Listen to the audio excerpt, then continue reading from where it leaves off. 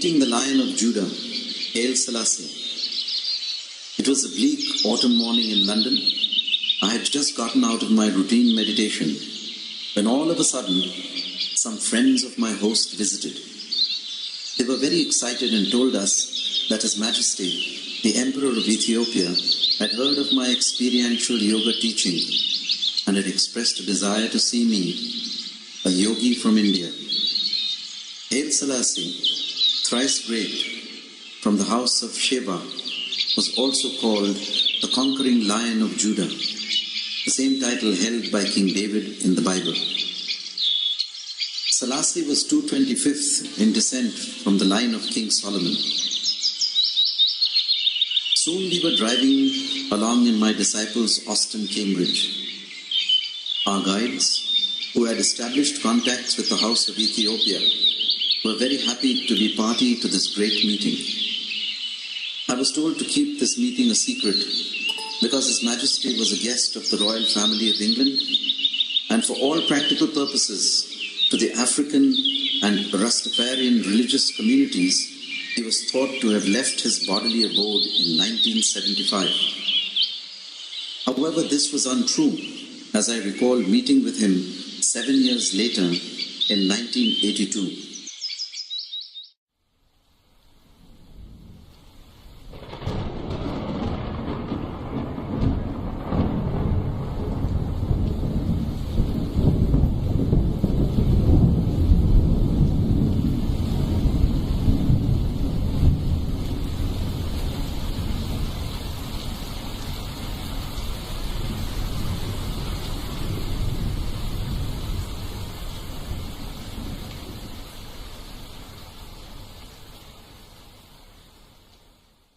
Our guest today on Meet the Press is His Imperial Majesty Haile Selassie I, Emperor of Ethiopia. The Emperor is a direct descendant of King Solomon and the Queen of Sheba, and he rules over the oldest Christian nation in the world. During his reign of more than 30 years, he has been a strong advocate of collective security. His troops served with the United Nations in Korea and the Congo, and he has been in the forefront of the movement for African unity. The Emperor played a leading role in the recent conference of independent African states. The Emperor will speak in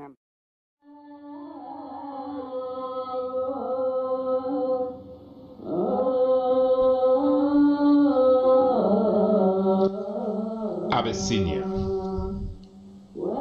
Ethiopia, the ancient country of Kush, also referred to as Kish. The Horn of Africa, anthropologically considered as the oldest country known to mankind. The oldest fossils of human beings have been found in Ethiopia. The Ignish, also referred to as Lucy, 3.2 million years old. Kadenumu, 5.7 million years old. Ethiopia, the oldest known country mentioned in the Bible, the first country that is a country referred to and recognized as a country today. Genesis chapter 2, verse 13, clearly speaks of this river that encompassed the whole land of Ethiopia. The river is referred to as the Gihon. The Gihon is the river Nile. The river Nile encompasses Ethiopia and flows out of the highlands of Ethiopia, according to the ancient papyri. The river Nile flows from the land where the god Hapi dwells. The river Nile is perfectly aligned with the Milky Way, the very same galaxy that we live in. The very banks of the river Nile in Ethiopia is the very same area where civilization in general began. Science and mathematics had its birth on the banks of the river Nile. Even the concept of a god and the concept of worship in general began on the river Nile.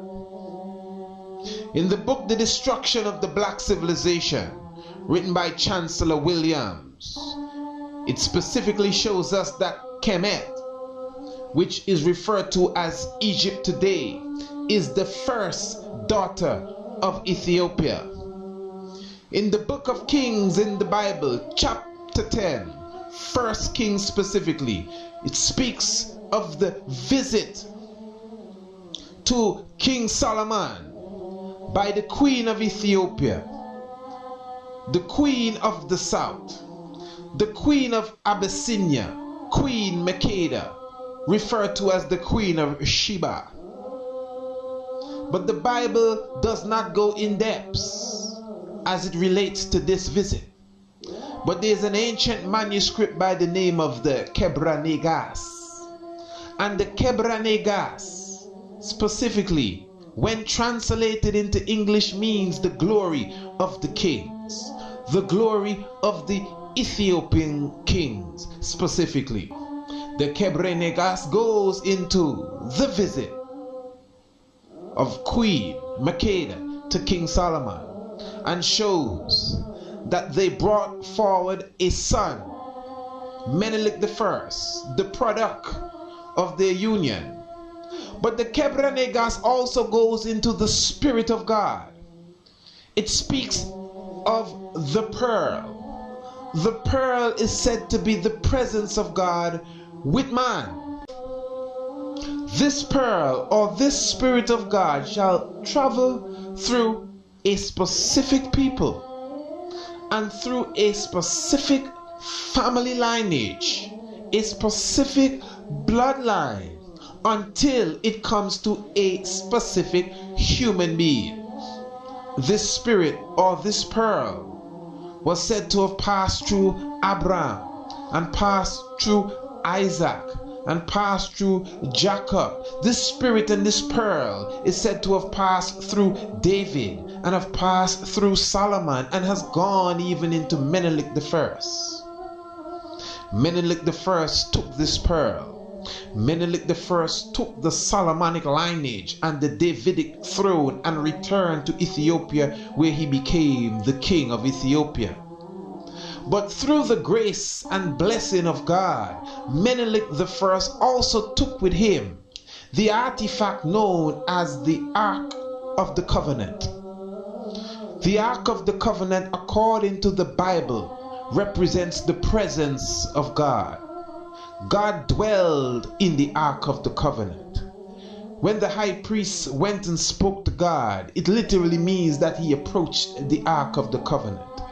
The Ark of the Covenant was placed in the holies of holies, the holiest of all rooms. This was the dwelling place of the Ark of the Covenant. The Ark of the Covenant would not have gone to Ethiopia with Menelik I unless it was the will of God.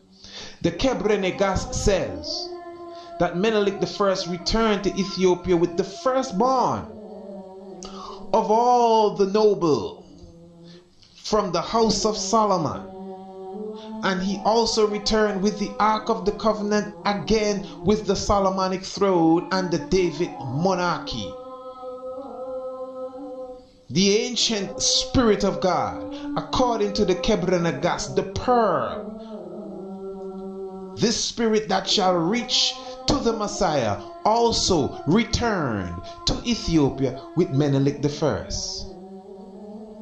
In the book of Acts, chapter 8, it speaks of Philip, which is the disciple of Christ, in his Amharic persona.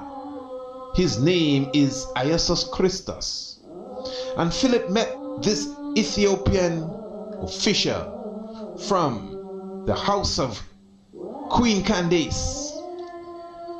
The Ethiopian official was a eunuch. And Philip taught him of the Christ that was amongst them, Iesus Christus, and showed the eunuch that this Messiah that you read of in the book of Isaiah is the same man that I know.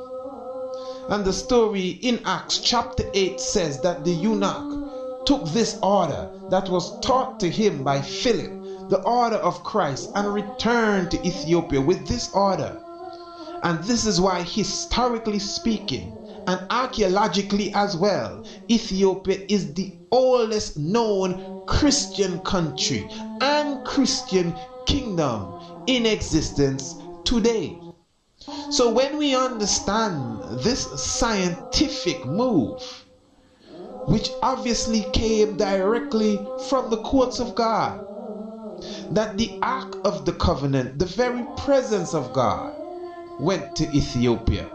The Solomonic lineage, the Davidic throne, of which God says in the Bible, he shall establish a king forever, and even he himself shall come and sit on this throne. But the throne now is in Ethiopia. How mystic it is that even all the firstborn of the house of nobles returned to Ethiopia. And then, as we saw in the book of Acts in the New Testament, even the true order of Christ, not the regular Christendom now, not the make-believe mockery that was invented 100 years after the Messiah left the presence of his disciples. No, we're speaking of the true order that the true black Messiah left with his disciples, that went to Ethiopia. And that has made Ethiopia the oldest Christian country, not Coptic Egypt, but ancient Ethiopia, the oldest Christian country. All of this was done for a reason. And then the whole majestic ceremony of the 27th day of September every year in Ethiopia. It is referred to as the Feast of the Commemoration of Maskal, the commemoration of the finding of the true cross of Christ by Queen Helena. And according to the ancient prophecy, the cross of Christ shall return to Ethiopia. The cross of Christ in Ethiopia, the Ark of the Covenant in Ethiopia, the Solomonic lineage, the Davidic throne in Ethiopia. The lineage of the Messiah is in Ethiopia.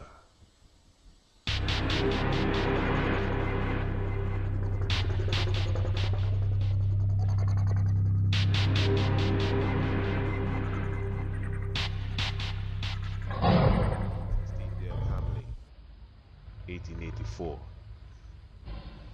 Ethiopian calendar, 23rd day of July, 1892. For unto us a child is born, unto us a son is given. His name shall be called Wonderful Counselor, the ever-living Father, and the Prince of Peace. He was the only surviving child of the union of Ras Mokenen and Waziro Yeshima Bet. For the union had 9 children, all died, and the 10th survived to become the 225th Emperor of Ethiopia. Born under the baptismal name Kedemawe Haile Selassie, at a young age he took the name Tafari, an Amharic word that means the Creator. Liege Tafari was his name, for liege is the title of a young nobleman. And Liege Tafari, even at a young and tender age, was considered to be very spiritual. For his father Ras Mokenen, an official in the courts of King Menelik II, was always on his royal duties.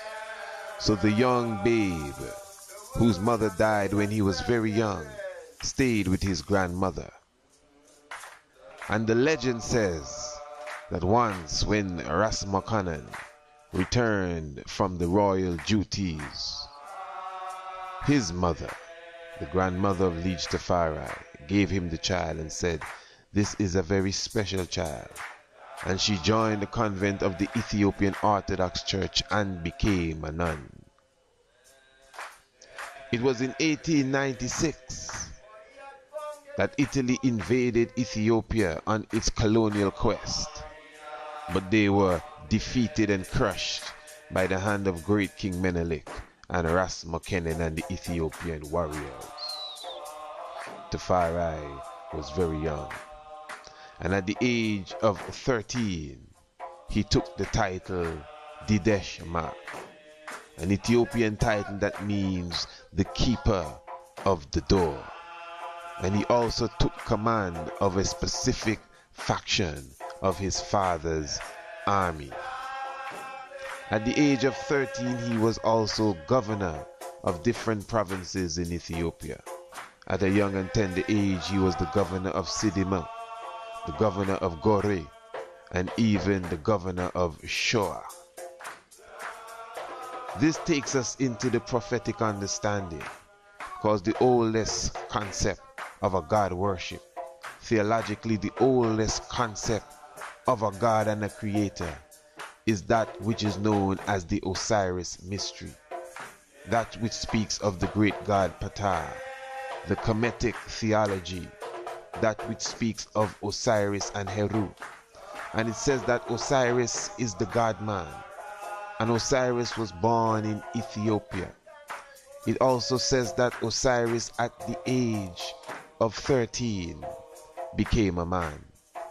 This can also be seen in the scriptures of the Bible, where it says that the Christ child, when he was fully 12, which means that he was 13 years old, he also became a man and went about his father's work.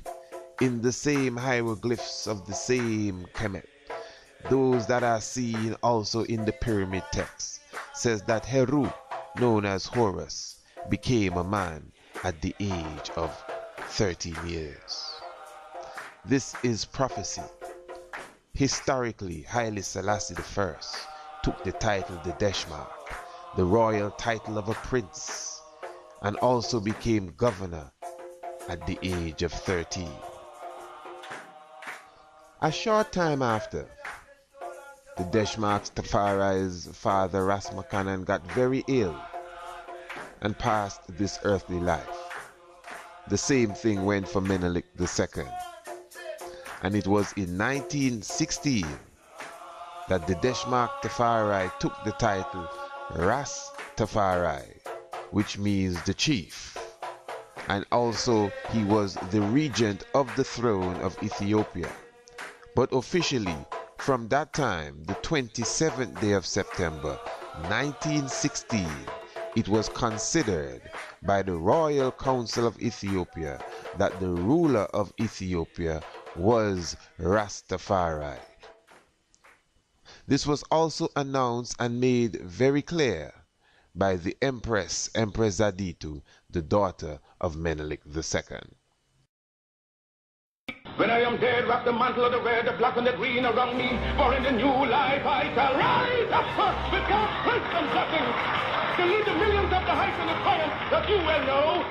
Look for me in a whirlwind or a storm, look for me all around you, for in God's grace I shall come back with countless millions of black men and women who have died in America, those who have died in the West Indies, and those who have died in Africa to aid you in the fight for liberty, freedom, and life. It was the 27th day of March, 1928, Elwes Park, Jamaica. Marcus Messiah Garvey specifically said to his audience, "Look to the east, to Ethiopia, where a prince shall be crowned king. He shall be your liberator." It was in that same year, 1928, on the 7th day of October, that a prince in Ethiopia was crowned king.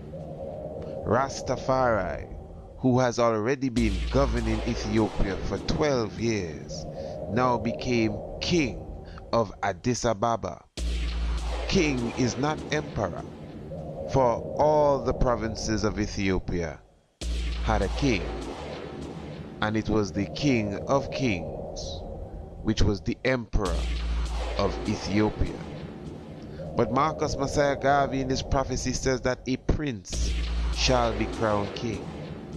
And historically, in Ethiopia, when Rastafari took the title Negastafari on the 7th day of October 1928, that was the very last time that a prince has ever been crowned king in Ethiopia to this very day. So this means that that prophetic word from Marcus Messiah Garvey could have only applied to one person and to one event, and that is the crowning of Rastafari who on the 7th of October 1928 became Negus Tafari. It wasn't until 1930 that Rastafari won supreme power at last and ascended the throne when the Empress Zauditu died. Crowned Emperor at last at the age of 38, Tafari took the royal name of Haile Selassie, meaning the Mighty Trinity.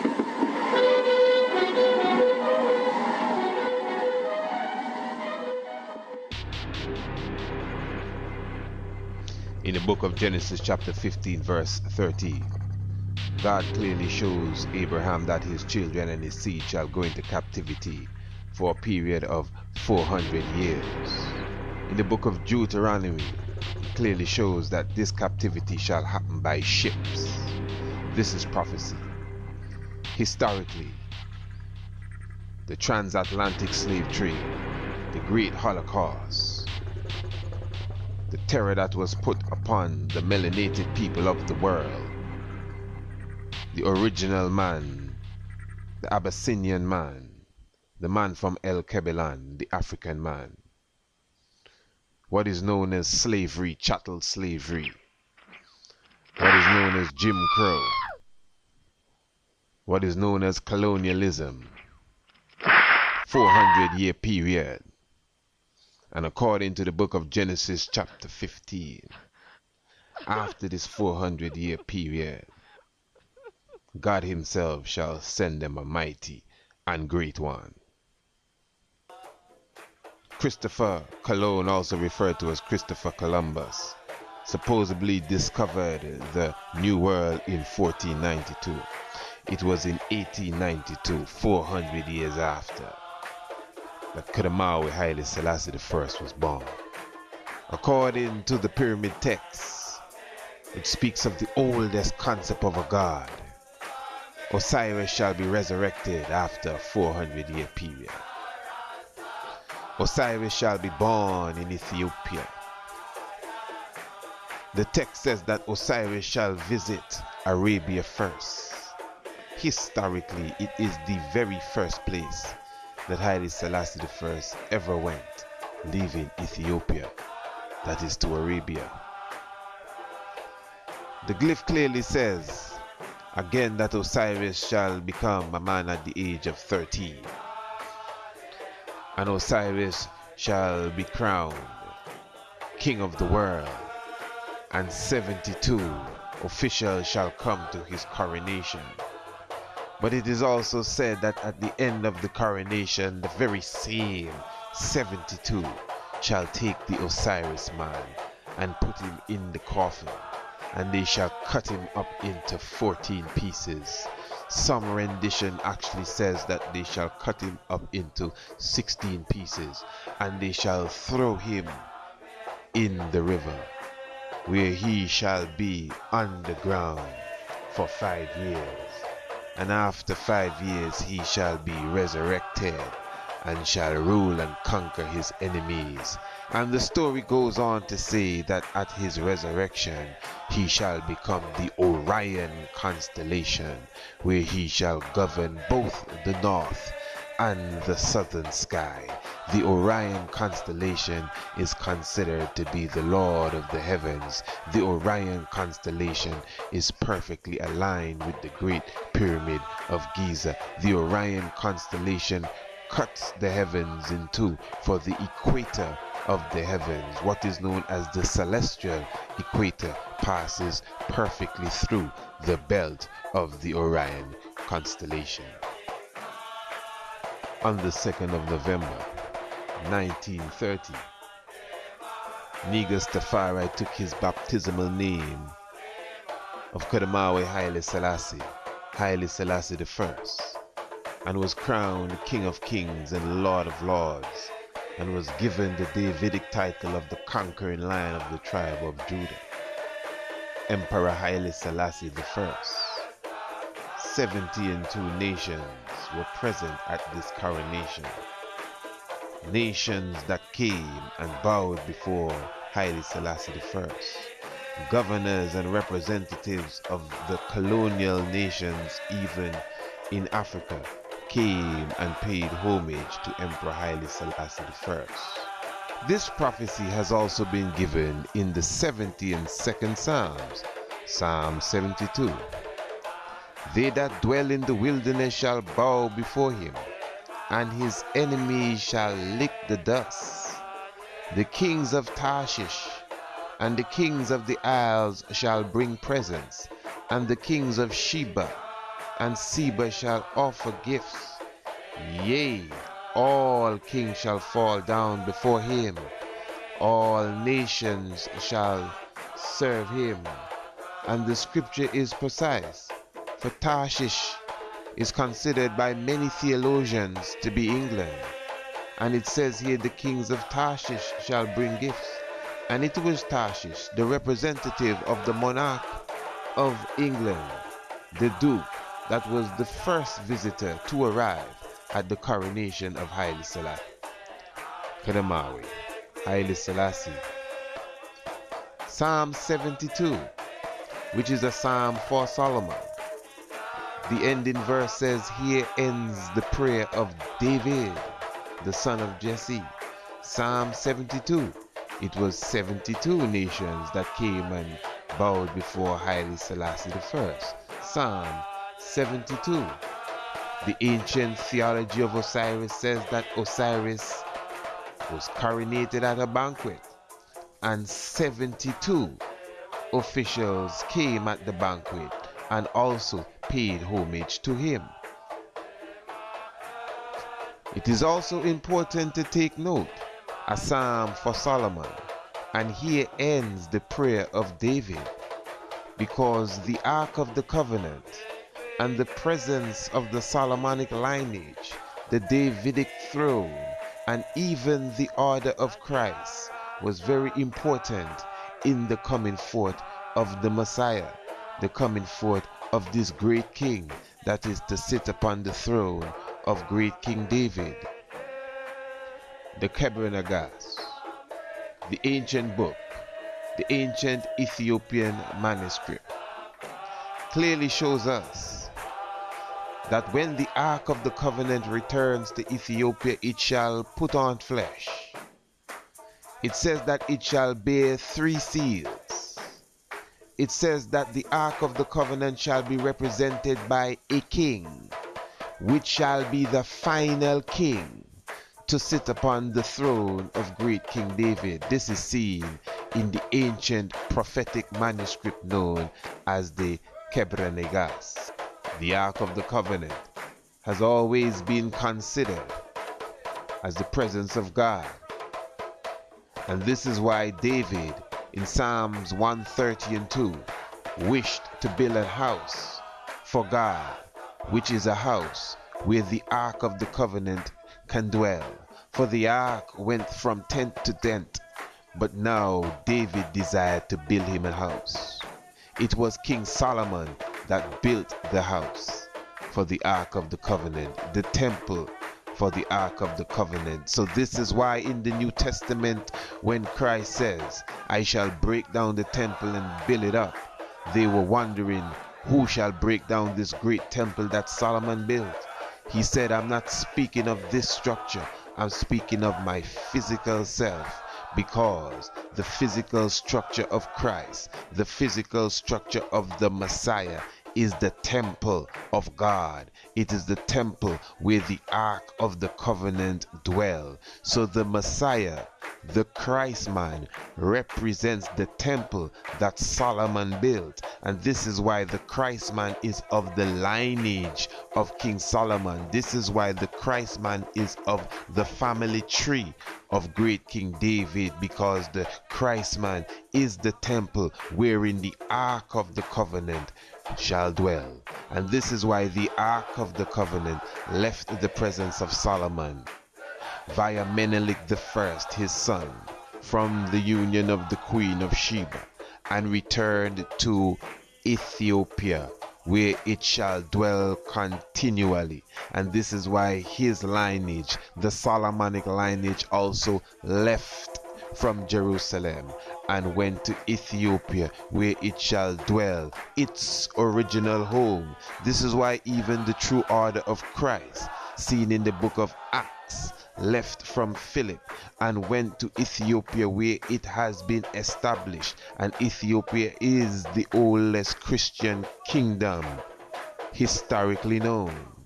And this is why the Ark of the Covenant is very important for the presence of God. In 2 Chronicles chapter 7 verse 10, it speaks of the dedication of the house that Solomon built.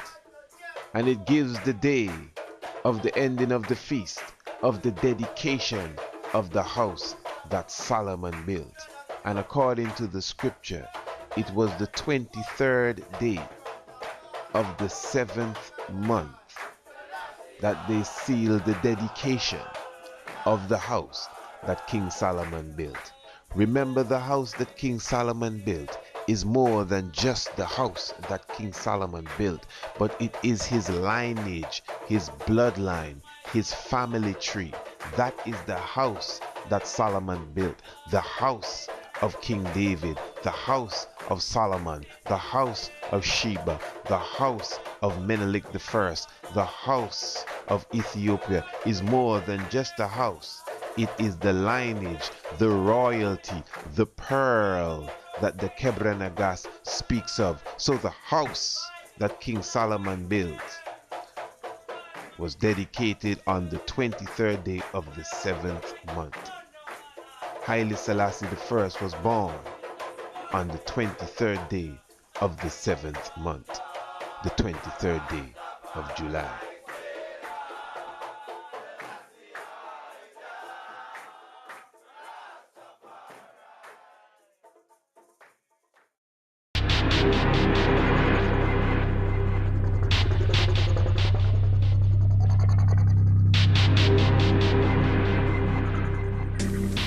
I was walking with my sister in the Victoria Park, and I looked up. There was a man coming towards me, which I found very striking.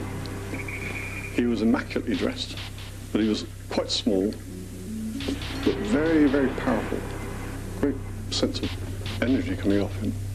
And he walked up to us and spoke to us, and with great charm. He had a very gentle, quiet voice, very quiet. He patted me on the head, and I can remember to this day the sense of being in the presence of someone who was more than a man. His eyes were very powerful, very dark, but very truthful. There's a sense of truth, honesty, perfection. And this is a memory that stuck with me all these years, and I'm pleased to admit it. Menelik II made a decree before he passed that all the emperors after him shall take the title, the Lion of the tribe of Judah. Lijuatsu, who disgraced his throne and was never officially coronated, was disposed by the royal committee and the churchical council. Haile Selassie I became the Lion of the tribe of Judah, and the only Lion of the tribe of Judah from that time when coronated in 1930. The 23rd day of July is also the beginning of the cycle of Leo, the lion constellation in the zodiac belt. The 23rd day of July, 1892 specifically, brought to an end a 7-year drought in the Horn of Africa, that very specific day.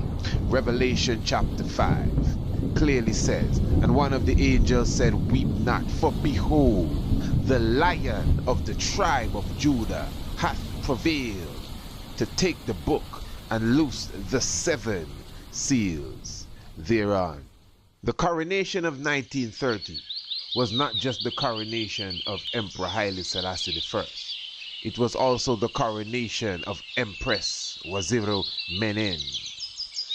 Never before in the history of Ethiopia, modern history specifically, has a coronation taken place where the emperor and the empress was coronated at the very same time, in the very same place, in the very same way. Haile Selassie I came and renewed the original tradition and brought back the philosophy with clear understanding of the Messiah being of the male and female polarity. Let us make man. By the time Haile Selassie was coronated in 1930, all of the states of Africa came under European domination, went under slavery, and was colonialized. Ethiopia is the only African country that has never been colonialized, that have warded off the Italians and all the other Europeans when they invaded Africa on their quest to enslave the melanated man, the black man, and on their quest to colonialize and exploit the land of Africa. This takes us to the book of Psalms, Psalms 87. This psalm says that his foundation is in the holy mountains, and the Lord loveth the gates of Zion more than all the dwellings of Jacob.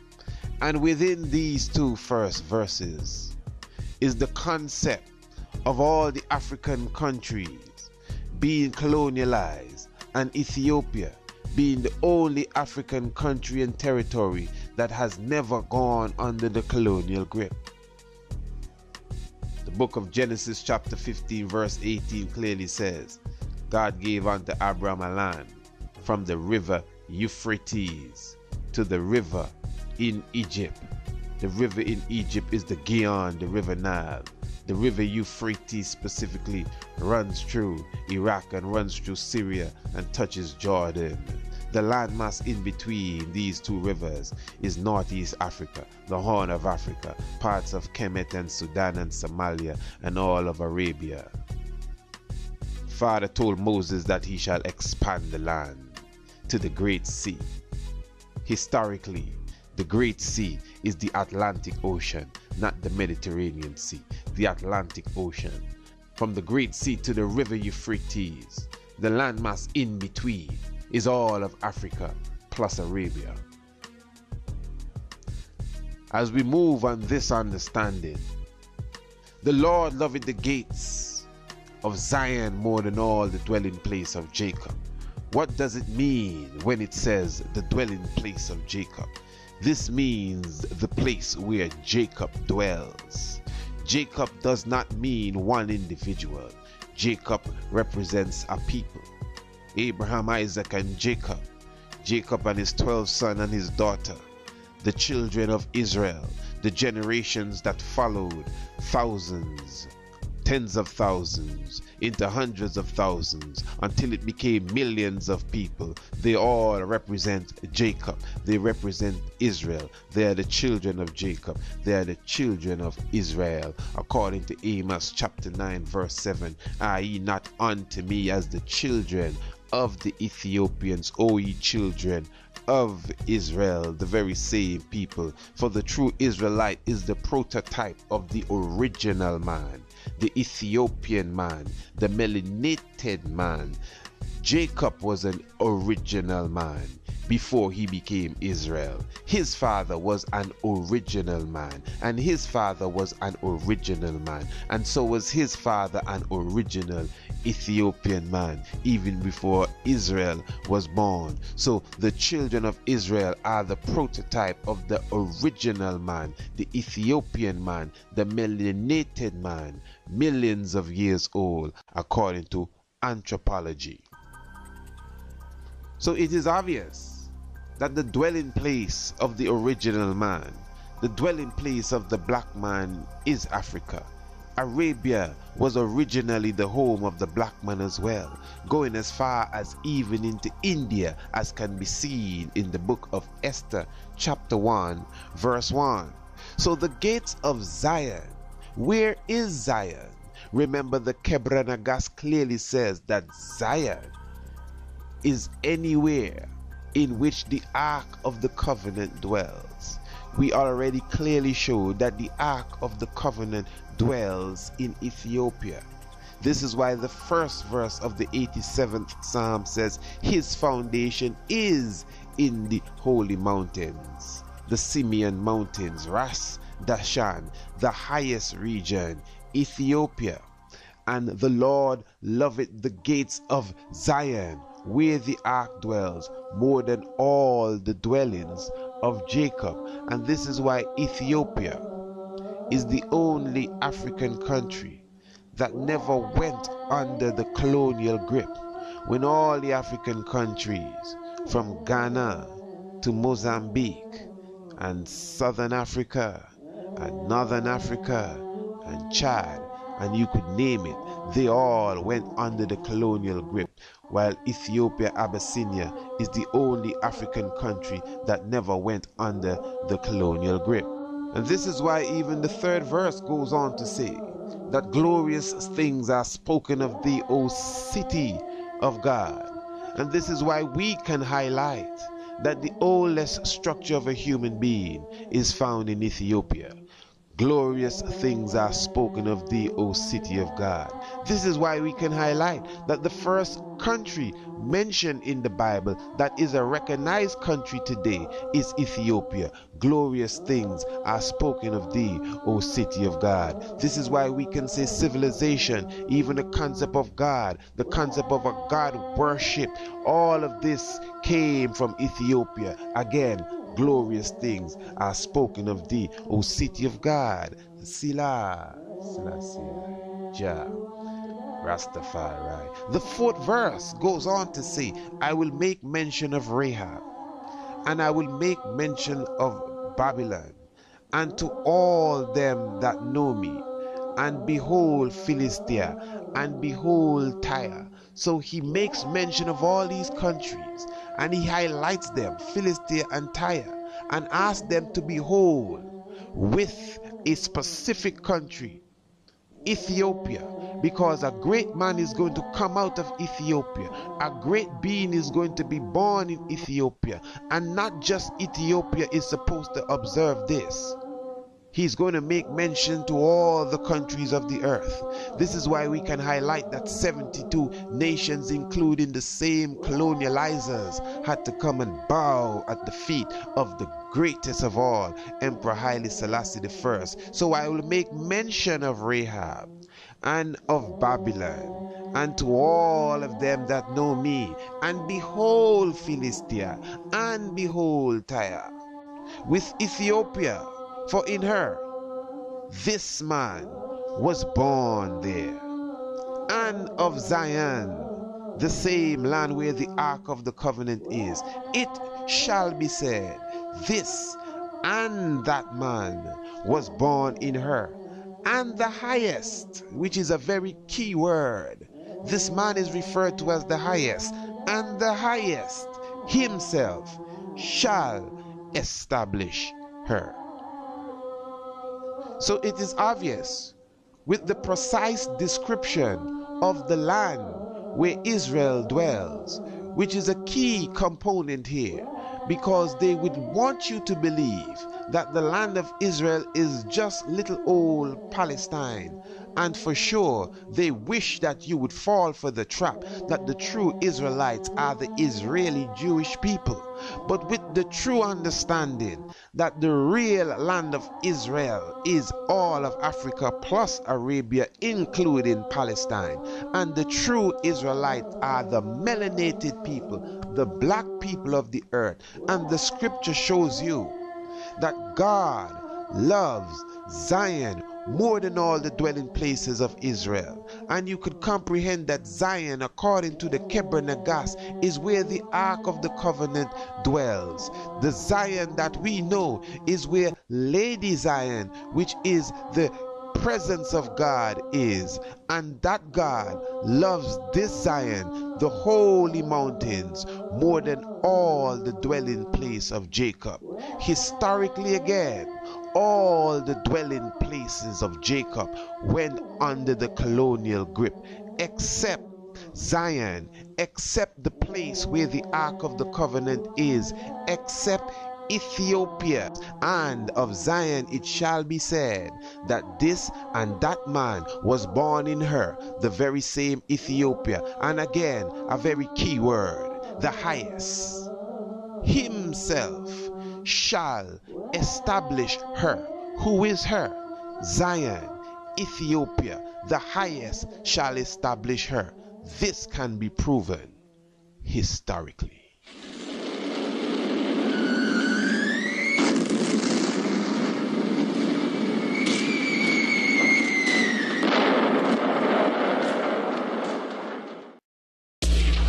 In 1924, as Rastafari made a very dynamic move. He took the country of Abyssinia, Ethiopia, and brought it very strategically into an organization which is known as the League of Nations. The League of Nations was established in 1919 after World War I, and it was established to keep peace on the planet Earth. No other war was expected to arise at the inception of the League of Nations. At that time, the League of Nations was dominated by the European world. Ethiopia was the only African country that had a free monarch. And Rastafari took the monarchy of Ethiopia and brought it amongst the nations of the enslavers, the nations of the colonializers. And at the coronation of Haile Selassie in 1930, Ethiopia became a country in the League of Nations, not just a free black country, not just a free black country with a black leader, nor a black king, but a black emperor, something that was never expected and never heard of before.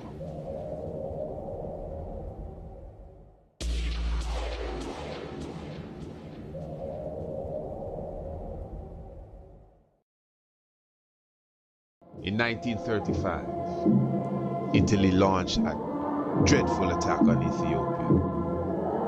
Italy came in with its tanks and its planes and its ammunitions and its bombs. Italy was also a member of the League of Nations. And according to the League of Nations, Article 16 of its protocol, it is illegal for one member of the League of Nations to attack another member in the very same League of Nations. And if it arises that such happens, all the other members of the League of Nations are to immediately sever themselves from the villain or the miscreant. The villain in this case was Mussolini and Italy. So the League of Nations was supposed to sever or cut off Italy immediately. Instead, they voted on it, and the votes took months, and the months went into years, and Italy was bombarding Ethiopia, and they were even using mustard gas, which was illegal according to legal warfare, and it was not even a legal warfare.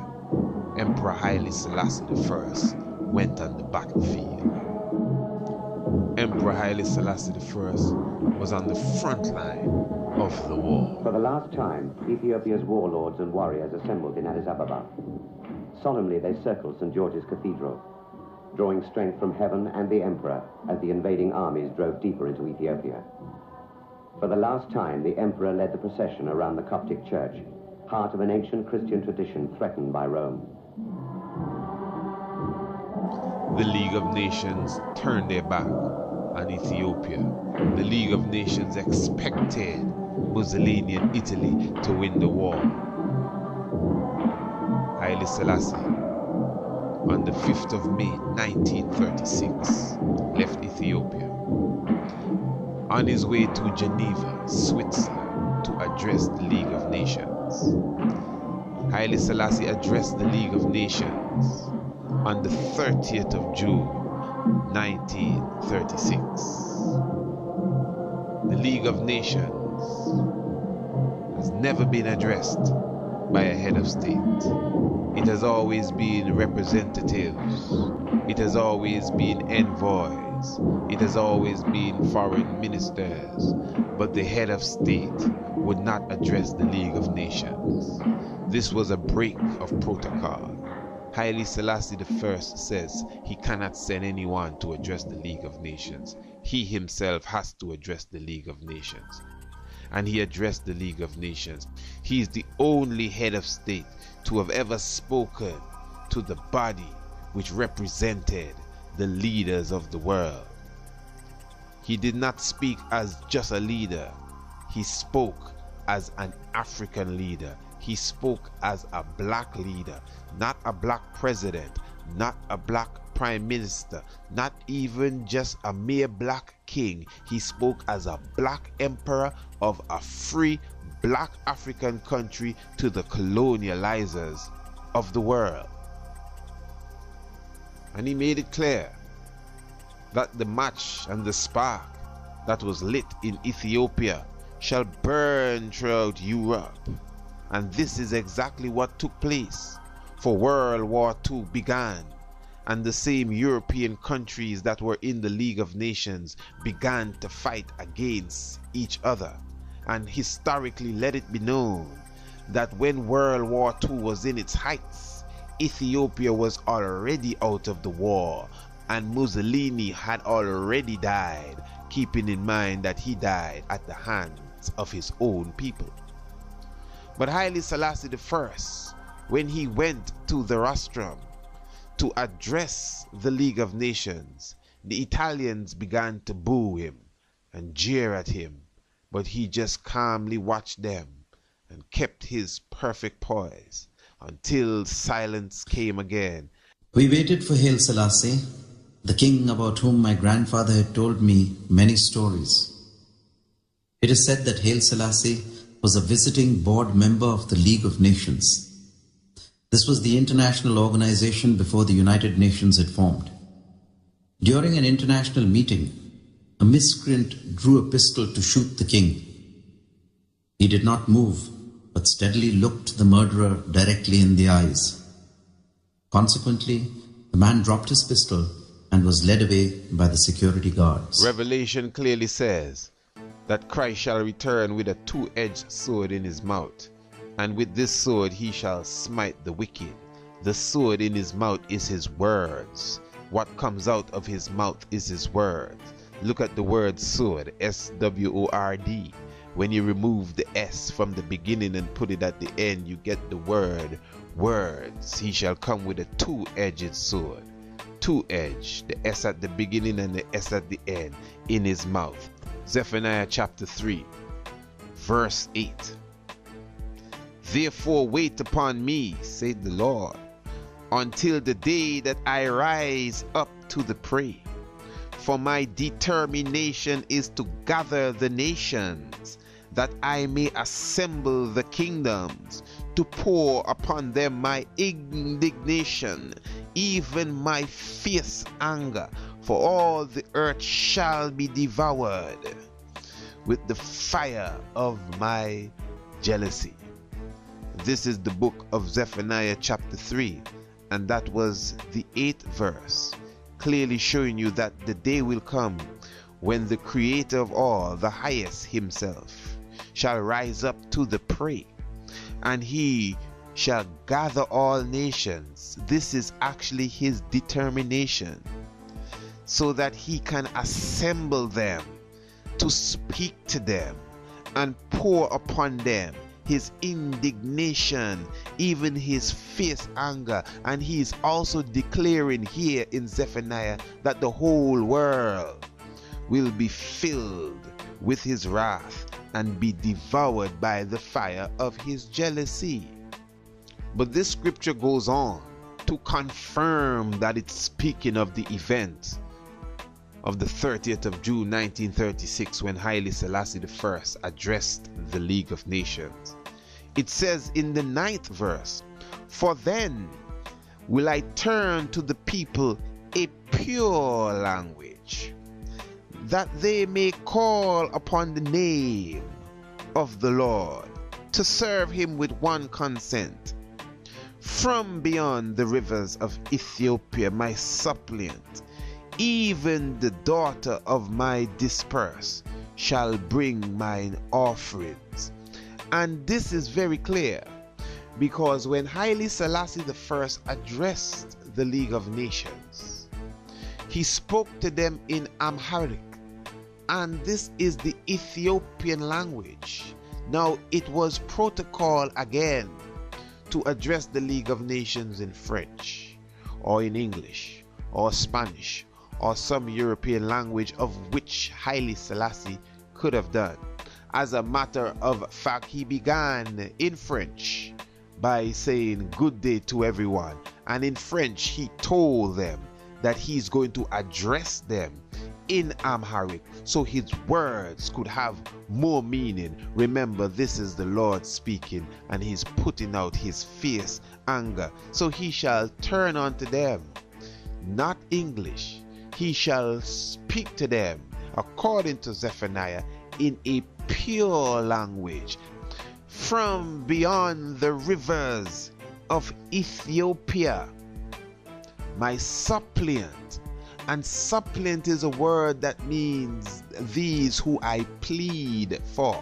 And this is exactly what he was doing there. He was pleading for his people that were being destroyed at the hands of the European nation known as Italy. He was pleading for the ammunition and weapons that the League of Nations were supposed to supply him. They were supposed to sever themselves from Italy because of its misdoing. And the survivors breathed freely once more. Among them came the Emperor to visit and cheer the wounded and to signify his respect for the dead. The numbers of the victims have been given variously, but here you may see the validity of the reports of considerable casualties, and may mourn with us the fact that these... Then it goes on to say, the daughter of my dispersed. Dispersed means my people that are scattered all over.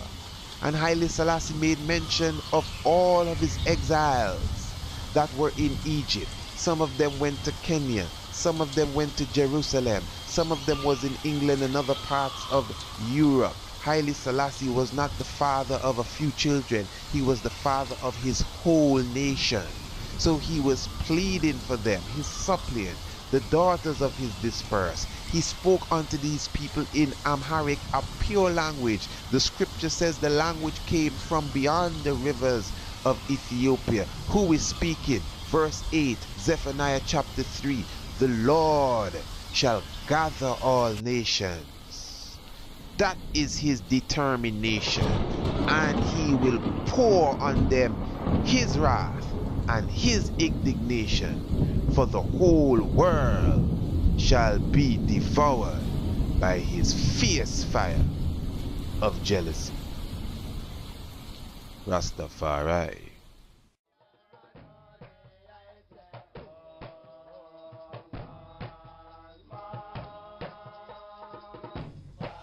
The League of Nations continued to deny the Ethiopians the justice that they deserved. And Haile Selassie I, according to his own words, spent 3.5 years in England. But according to the second volume of the autobiography of His Imperial Majesty Emperor Haile Selassie I, it was the 10th of June 1940 that he began his return to Ethiopia.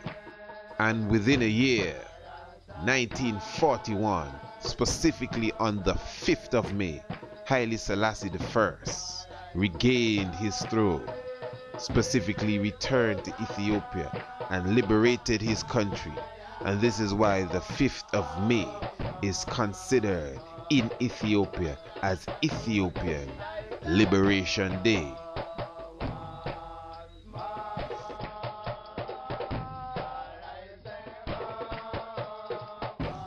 According to the Osiris mystery, Asa, the Great One, was born in Ethiopia. He became a man at 13. The story of Asa is parallel to that of the Christ in the Bible. For Asa was seen as a lamb, Asa was seen as the lion. Asa was baptized at the age of 30 by Anpu, Anubis. But according to the story of Asa, he was coronated and 72 individuals came at the coronation. But it was the same 72 that betrayed him and put him in a coffin. Some renditions say that he was cut up into 16 pieces. We already highlighted that the Asa prophecy is mirrored in the history of Haile Selassie I, who was born in Ethiopia, the Ethiopian king, who became Deshmark at the age of 13, specifically coronated in 1930, and 72 nations was present at his coronation and bowed before him. But when Haile Selassie I was betrayed by the League of Nations, it was the same members of the League of Nations that had representatives that came to the coronation of Haile Selassie I. Just as the Osiris mystery says, it was the same 72 individuals that honored him, that still took him and put him in the coffin and murdered him. Some renditions say 14. Some renditions say they cut him up into 16 pieces. It was Article 16 of the League of Nations, those who betrayed Haile Selassie I. Article 16 that clearly says that the League of Nations is supposed to sever itself as a body from any other member that attacks another member. Italy attacked Ethiopia. Article 16 was neglected. Instead of cutting Mussolini off, they encouraged him and pretended to vote on the issue. Haile Selassie I took the full matter into his own hands as God and man. We should keep in mind here that the Asa mystery comes from the oldest religious writing, the pyramid texts. And this mystery is not a mystery anymore, for it is fulfilled in Emperor Haile Selassie I. It goes on to say that Asa, after resurrected, became the constellation Orion. But it says that Asa took exactly 5 years to resurrect. Haile Selassie I historically left Ethiopia on the 5th of May, 1936. Haile Selassie I historically went and sat on his throne again on the 5th of May, 1941. This is exactly to the very day, 5 years from the day he left. May is the 5th month, the 5th day, 5 years. Osiris is said, just like the Christ, to have bore 5 bleeding wounds for his people. Osiris resurrected on the 5th year exactly. Osiris went on to become the constellation Orion, and he ruled the north and the south. The United Nations was established after World War II. Haile Selassie I was one of the original drafters of the new constitution of the new United Nations. Haile Selassie is the only head of state that has ever addressed both bodies that govern the world, that is the League of Nations and the United Nations. The only head of state to have spoken to the bodies that decides the runnings of the planet, Haile Selassie I. The story says after Osiris is resurrected from his 5 years of exile, he shall become the constellation Orion, where he shall govern both sides, the north and the south. The only head of state to address both bodies in our modern time that govern the planet, the League of Nations and the United Nations. And he just came out of an exile that lasted exactly 5 years, from the 5th of May to the 5th of May. 5 bleeding wounds because of the 72 individuals that betrayed him, the same ones that attended his coronation to fulfill the oldest prophecy of any god, the Osiris mystery. All praises to the master of ceremonies, Emperor Haile Selassie I.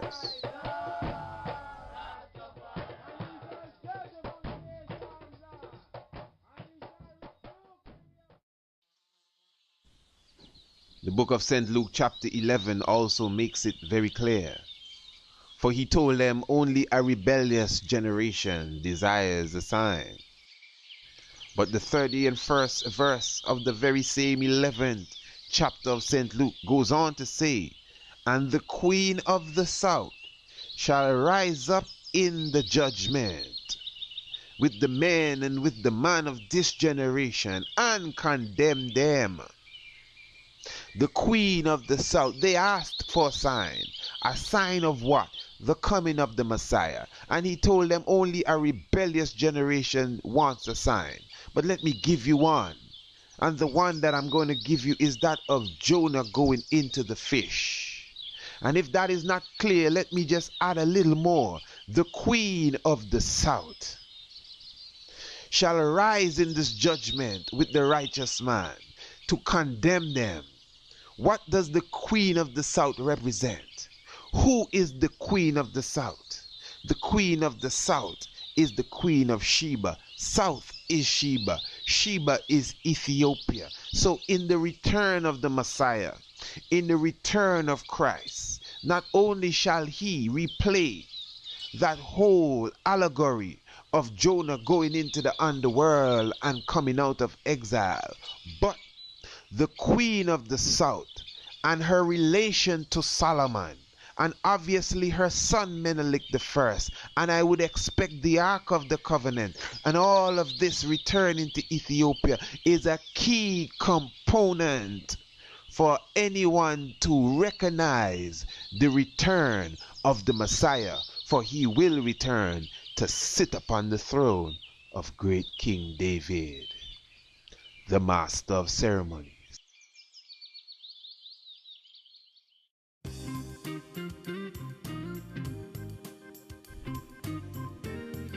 By the mid-1950s, the colonial grip on Africa began to fall. Ghana got its independence in 1957. Kenya and Uganda and Tanzania got their independence in the 1960s. In 1963, in Ethiopia, Addis Ababa, the capital, the Great African Hall was opened, and the establishment of the Organization of African Unity was known around the world. This is why the 25th day of May is considered as African Liberation Day. For this is the day that the Organization of African Unity was officially established in Ethiopia, 1963. Haile Selassie I was proclaimed the father of Africa, for he gathered all the independent African countries under one roof for the first time in thousands of years to speak of a United States of Africa, to consider the plight of Africa and look for the future of Africa as a unity, the economic standard of Africa as a unity. Haile Selassie I established that, and he began the process of breaking the colonial grip off of the African countries that were colonialized. When he visited the United States in the very same year, 1963, President Kennedy made it clear that there is no leader upon the planet that we can compare to Haile Selassie I, and his great work in uniting his people in Africa and bringing forward dozens of independent countries in a very short time of a space of less than 7 years was an outstanding feat. Kennedy lost his life within weeks. Haile Selassie I even returned to the United States and was present at the burial of John F. Kennedy. Haile Selassie I passed through the Caribbean in 1966.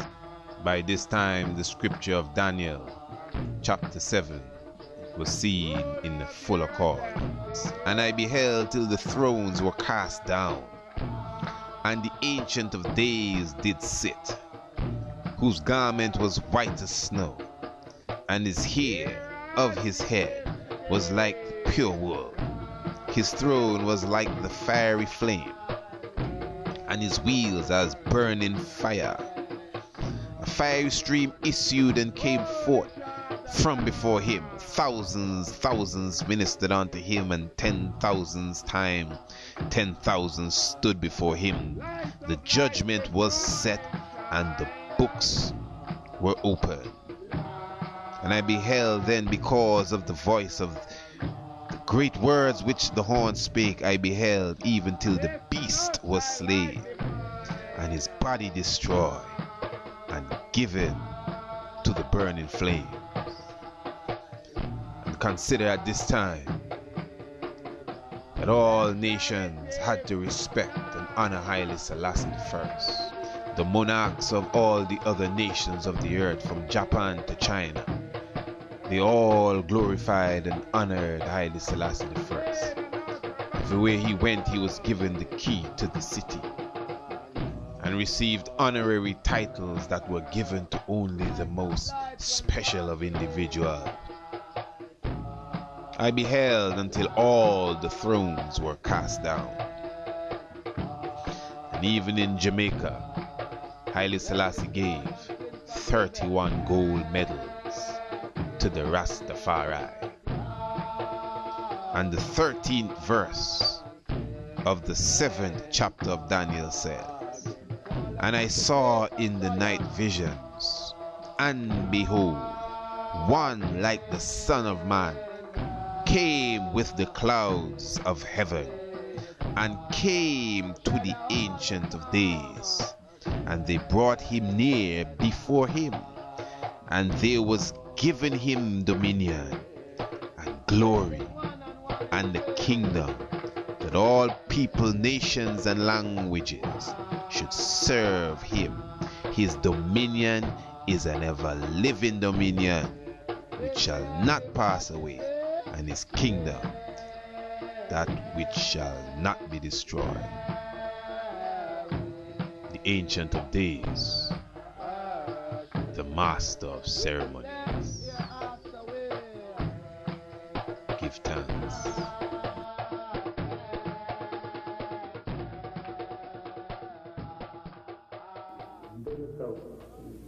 ሰላም ዓለም ሁሉ የሚደርስበት ጉዳይ ይህ ሰላም እንዲጠፋ ይልቁንም ትንሾች መንግስቶች ከኛ ጀምሮ አይፈልጉም። የአፍሪካን አንድነት ግን በመልካም ተመስርቷል። ለዚህ ምሳሌ የሚመስለው ስለ አፍሪካ አንድነት የአሜሪካን ሕዝብ ምሳሌ ነው። በዚህ አኳኋን አፍሪካን ነፃነት የተሻሉ የያዙት መንግስቶች ለመዋጋት ሁለት አይነት ይሄዳል። ምናልባት በሰላም ይቀጥላል፣ ግን መፍትሄ ያለበት ሰውሳላትና According to the 101st section of the Kebrenagas, it says that when the Ark of the Covenant returns to Ethiopia and become the king of all kings and put on flesh, two other individuals shall arise with the Ark, Elijah and Enoch.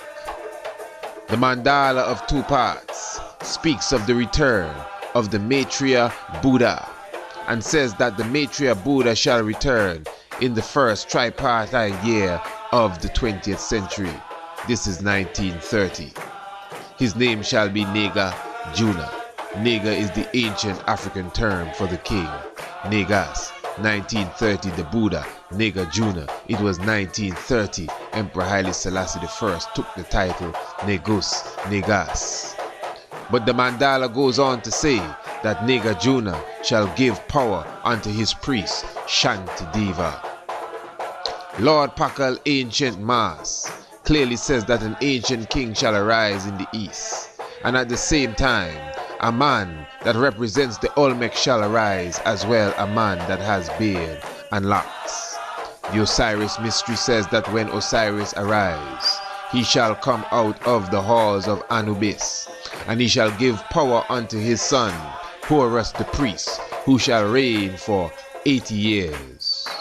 According to the zodiac belt, Haile Selassie I fulfills the prophecy of the Archer constellation And the Archer constellation Sagittarius is but one of 3 constellations that are fulfilling a specific work in the ecliptic belt: the Archer and the Serpent Holder, which is seen as a tall man with a robe and a turban, and of course the man that goes to the north, Hercules. We shall explore these facts and more in 7. Give thanks to the life giver and the keeper of life, Emperor Haile Selassie I, the power and might of the Holy Trinity, the Ancient of Days and the Light of the World, Madani Alamek Zilabeh, the Master of Ceremonies.